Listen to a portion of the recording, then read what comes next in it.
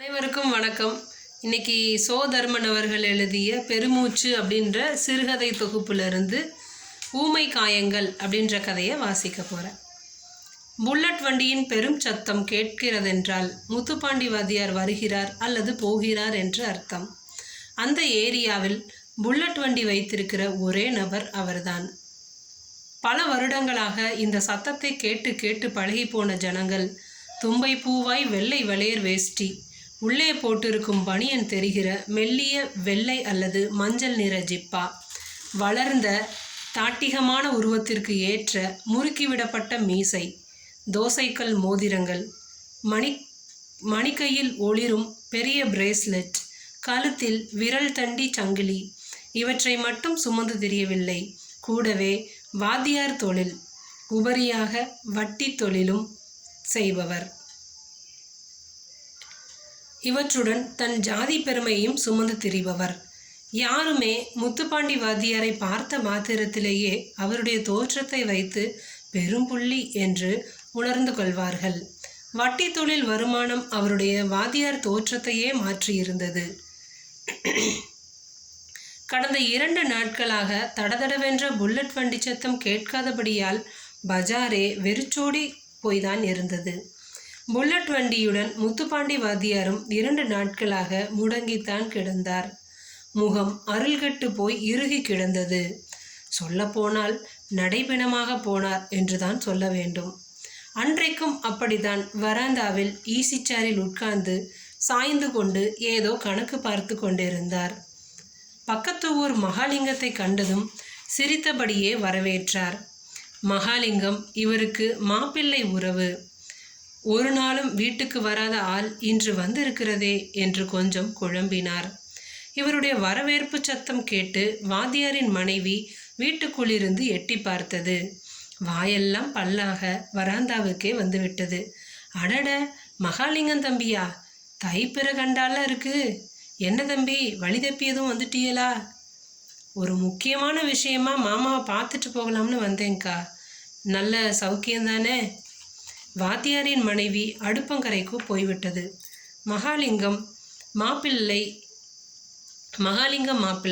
சுற்றுமுற்றும் பார்த்துவிட்டு மெதுவாக இரகசியமாக ஏதோ கிசுகிசுத்தார். வாத்தியாரின் முகம் சுட்ட கருவாடாக மாறிக்கொண்டிருந்தது. வாத்தியாரின் மனைவி காப்பி கொண்டு வந்து கொடுத்தபோது இருவரும் பேச்சை நிறுத்தி கொண்டனர்.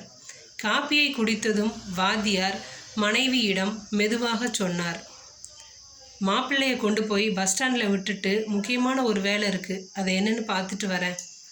வாத்தியாரின் கொதிக்கும் மனநிலையைப் போலவே புல்லட்டும் ஒரே உதையில் சீறியது. மாப்பிள்ளையை பஸ் ஸ்டாண்டில் இறக்கிவிட்டு பக்கத்து ஊரில் போய் வண்டியை நிறுத்தினார். வாத்தியாரை கண்டதும் தன் சொந்த பந்தங்கள் கூடிவிட்டது. அவரவர் முறை சொல்லி உரிமையோடு வரவேற்றார்கள். அண்ணன் முறை உள்ள ஒருவரின் வீட்டினுள் அமர்ந்து தன் பேச்சை ஆரம்பித்தார். இங்கே தெற்கு தெருவிலேருந்து கருப்பசாமி அப்படின்னு ஒரு பையன் காலேஜில் படிக்கானா? ஆமாம், நம்ம இருளாண்டியோட மகன். நல்ல பையனாச்சே. அவங்க வீட்டில் எல்லாருமே கவர்மெண்ட்டில் வேலை பார்க்காங்க. இந்த பையனோட மூத்த அண்ணன் மிலிட்ரியில் இருக்கான். இன்னொரு அண்ணன் சப் இன்ஸ்பெக்டர். மற்றபடி நல்ல குடும்பம். இதுவரை எந்த வம்பு தும்புக்கும் போனது கிடையாது. தெருதான் தெற்கு தெருவே ஒழிய எல்லாருமே கவர்மெண்ட் உத்தியோகம் பார்க்குறவங்க. அண்ணன் சொன்னதை கேட்டதும் தம்பி முத்துப்பாண்டி வாத்தியாருக்கு சப்த நாடியும் ஒடுங்கி போய்விட்டது. தேடி வந்த ஆட்கள் சுண்டலிகள் இல்லை என்பதை புரிந்து கொண்டார். ஆழ்ந்த பெருமூச்சு வெளியிட்டார். என்ன தம்பி, என்னமோ மாதிரி இருக்கீங்க, என்ன விஷயம் சொல்லுங்க. பணம் எதுவும் கொடுக்கணுமா? சொல்லுங்க தம்பி, நம்ம சொன்னால் கேட்பாங்க. நல்ல குடும்பம். கருப்பசாமி தான் கடைக்குட்டி பையன். சம்சாரித்தனமும் இருக்குது. நம்ம சொல்ல மீறி போகிறவங்க கிடையாது. நாம் அங்கே போவோம், இல்லை வர சொல்லுவோம். எதுவுமே சொல்லாமல் இன்னொரு நாளைக்கு வருகிறேன் என்று சொல்லிவிட்டு மௌனமாக புல்லட்டில் பறந்தார். நிம்மதியாக வீட்டில் இருக்க முடியவில்லை. ஓயாமல் புகைத்து சிகரெட் புகை வீடெல்லாம் நிறைந்தது. வாத்தியார் இப்படி இருப்பது ஒன்றும் புதிதல்ல என்று அவருடைய மனைவி முத்துச்செல்விக்கு தெரியும். கொடுக்கல் வாங்கலில் சில நேரம் வார்த்தைகள் தடித்து சண்டையாகி விடுவதுண்டு.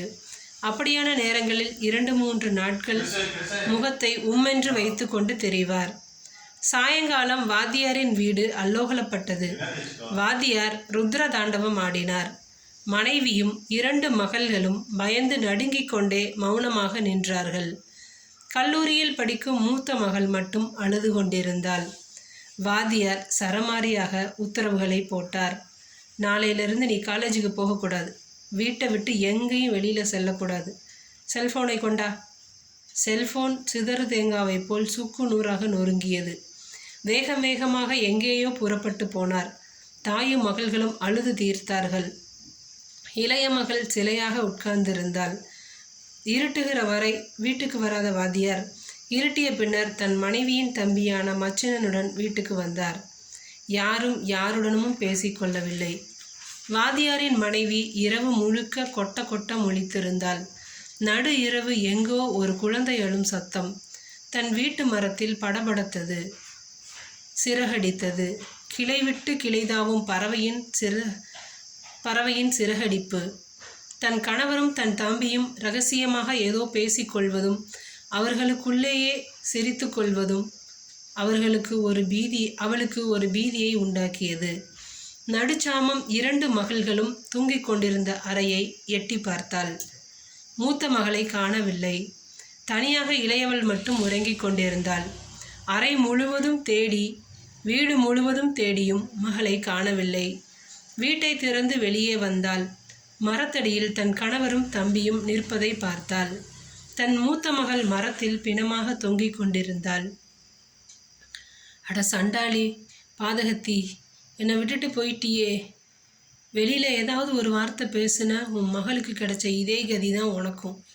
அட கொலகார பாவிகளா, நீங்கள் விளங்க மாட்டீங்க. பொட்டு பொடுக்குன்னு போயிடுவீங்க. உன் மகன் யாரு கூட சவகாசம் வச்சுருந்தான்னு தெரியுமா? நம்ம மான மரியாதை எல்லாமே சந்திச்சிருச்சுது. நம்ம ஜாதி என்ன, அந்தஸ்து என்ன, ஊரில் எப்படி தலை நிமிர்ந்து நடக்கிறது? எவனாவது மதிப்பானா? சொந்த பந்தம்லாம் மூஞ்சில் காரி துப்புவான். மானந்தான் பெருசு. மானங்கட்ட கழுத இன்னையோட தொலைஞ்சது. பொழுது விடிஞ்ச போது ஊர்ஜனம் முழுக்க வாத்தியார் வீட்டின் முன்பாக கூடியிருந்தது. வாத்தியாரின் மனைவி முத்துச்செல்வியின் அழுகை சத்தம், இளைய மகளின் அழுகை சத்தமும் பலமாய் கேட்டது. சோகமே உருவான முகத்துடன் வாத்தியாரும் மச்சினனும் வாசலோரம் நின்று கொண்டிருந்தார்கள். ஊர் பலவாறாக பேசி தீர்த்தது. பரீட்சையில் ஃபெயிலாகி விட்டாலாம். வாத்தியார் சத்தம் போட்டாராம். இல்லை, செல்ஃபோனில் யாரு கூடயோ ஓயாமல் பேசினாலாம். அப்படி இல்லைக்கா, சங்கிலியை யாருக்கோ கொடுத்துட்டு தொலைஞ்சு போச்சுன்னு பொய் சொன்னாலாம். லவ் மேட்டர், வீட்டில் கண்டிச்சாங்களாம், தூக்கு மாட்டிக்கிட்டா. இப்படியான யூகங்கள் பேசுபொருளாக போனதில் வியப்பேதுமில்லை. வாத்தியாரின் மனைவியின் அழுகை சத்தமும் இளைய மகளின் அழுகை சத்தமும் பலமாக கேட்டது. நடைபிணமாக போன வாத்தியாரின் மனைவியும் இளைய மகளும் ஊமையாக நடமாடினார்கள். எல்லா விஷயங்களை தெரிந்தும் எதுவும் பேசாமல் பொம்மையாய் நடமாடினாள் வாத்தியாரின் மனைவி. அவள் மனசில் எப்போதும் எச்சரிக்கை மணி ஒலித்து கொண்டே இருந்தது. கௌரவத்துக்காக தாம் பெத்த மகளையே ஈவு இரக்கம் இல்லாமல் கொன்ற பாவி பொண்டாட்டியை கொல்ல மாட்டானா? தன் உடன் பிறந்த அக்கா மகள் என்று பாராமல் கொலை செய்யும் தம்பி அக்காலை கொல்ல மாட்டானா என்பது என்ன நிச்சயம்? ஒவ்வொரு நிமிஷமும் பதறி துடித்தாள்.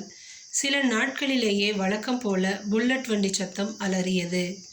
நடைபிணமாகி போன முத்துச்செல்வி மொத்தத்தில் பேசுவதையும் வீட்டுக்கு வெளியே தலை காட்டுவதையும் நிறுத்தி கொண்டாள். இளைய மகளுடன் 2 வார்த்தைகள் பேசுவதோடு சரி.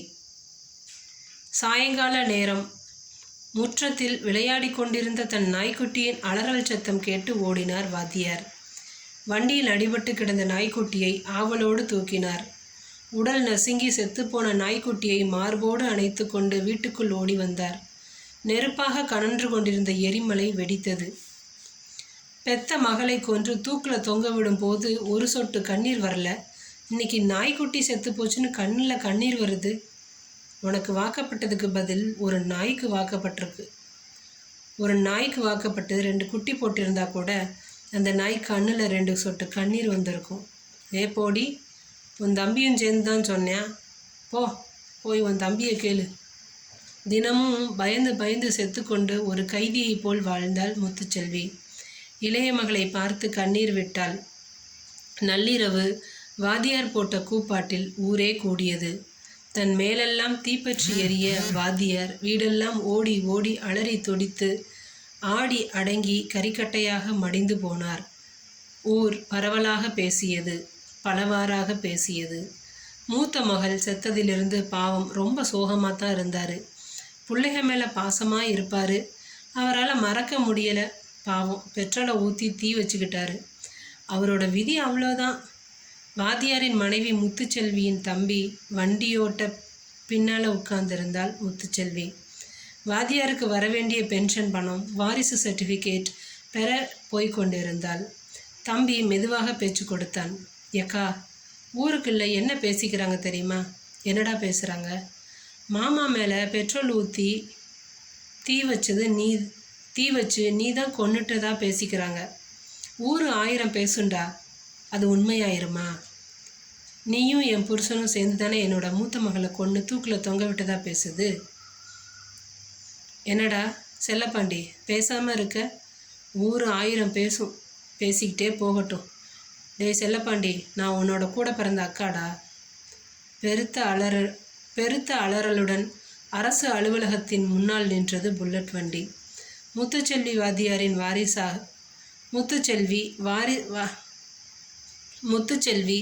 வாத்தியாரின் வாரிசாக உள்ளே சென்றாள்.